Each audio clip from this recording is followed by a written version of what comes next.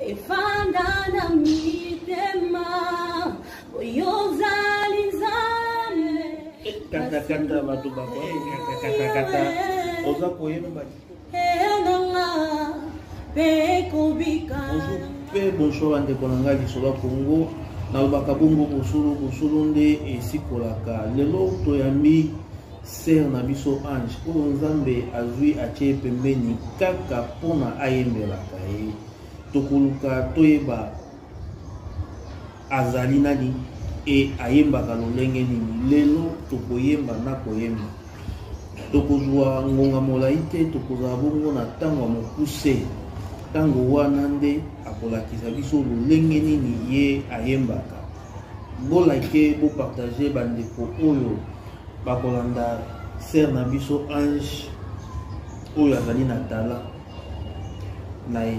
Bonjour ser Ange. Nasepeli koyamba oyo na lisolo ya Congo ya kombo na yo nani yo mokolo baba yoka kombo na nga sœur Ange. Je suis chantre à l'église La Bénédiction du Père qui est conduit par le pasteur Caleb Moulou. Yeah.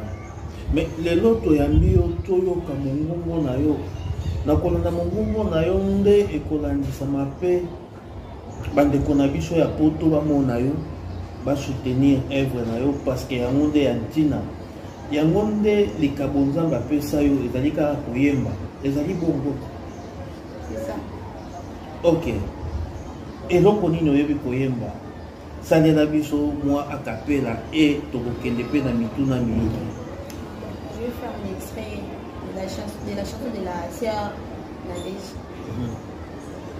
Kombo na yo ekumisama boyo ozali nzambe olingo na yo efanda na mitema oyo ozali nzambe mpe nyonso efukamela yo polokumu ezali ya yo netolama kolo na nyonso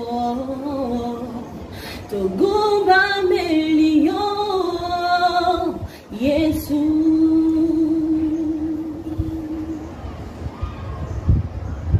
Oyo kobeta maboko te ngana beti maboko nakoyoka loyembo wana nayoki mpinzoli vraiment elingi kokita ngai e molimo santu oyo etepaka nayoki mposa ya kofukama nakumisa lisusu mokolo koyemba wana oyo ozali koyemba oyo lelo bandeko na yo oyo baza kolanda na mboka États-Unis bakopartage bakoeme mpe tozali wana mpona kotiao maboko okende liboso lolenge bandeko na biso bamai kalambai Michel Bakenda mpe bandeko na nga miike oyo babima mpe na nzela loyembo ndenge totiaka bango maboko lolenge moko tokotia yo lolenge nini oyekolaki bongo koyemba banzembo na motino wana. Bon, pour chanter na bando yemba mpe nazalaki mwana moke yemba nzembo moke nazalaki na ndako na bandaki koyemba déjà na ndako même si na travailler naosa mosala moke na bando yemba pour que quelqu'un a découvert que tu as une grâce, tu devais peut-être intégrer dans un groupe. C'était un papa, la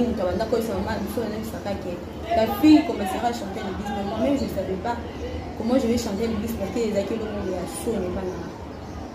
En arrivant à un certain moment, quand j'ai commencé à retenir, on s'intéressait sur la maman, il y a l'église, ma casse, l'église.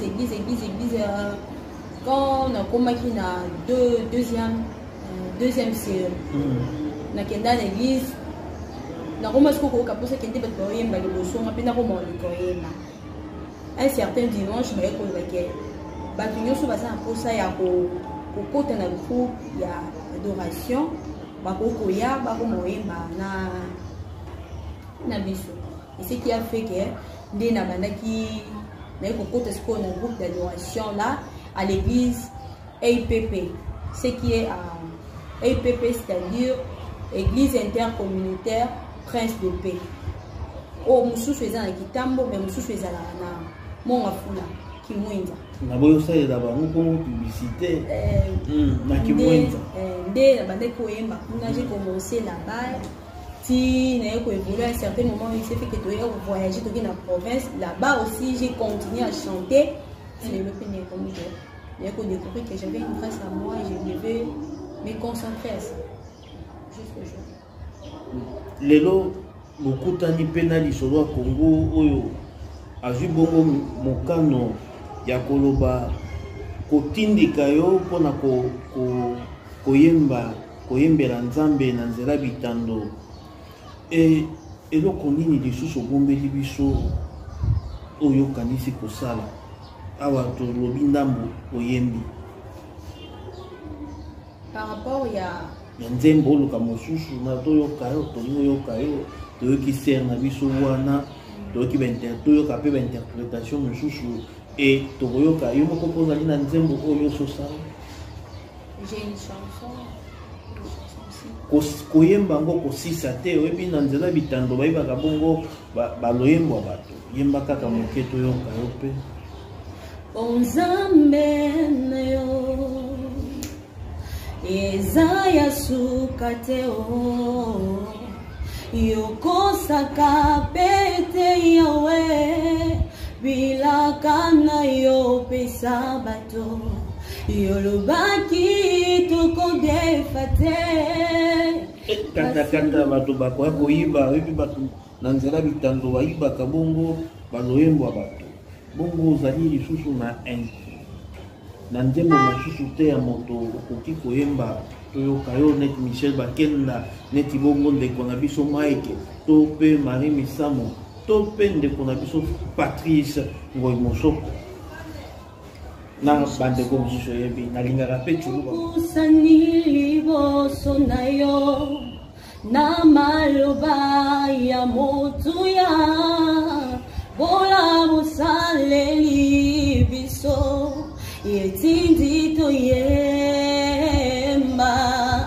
totali likolo mpe na se mosusu te lokola yo oyo tozalaki lobi pe oyo tokomi lelo bokeseni eza ya mingi kasi nyonso sengolu kumisama kata oza koyemba kitoko makasi oyembi kitoko makasi nalobaki koyemba molai te oza na mosusu te tobakisa po te bandeko bakosepela vraimen bayoka yo na nzela bongo ya mikili ya poto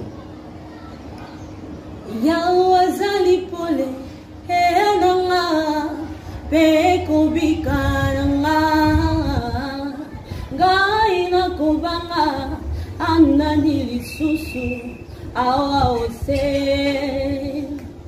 yawe azali pole enanga mpe kobika nanga ngai nakobanga anani lisusu awa ose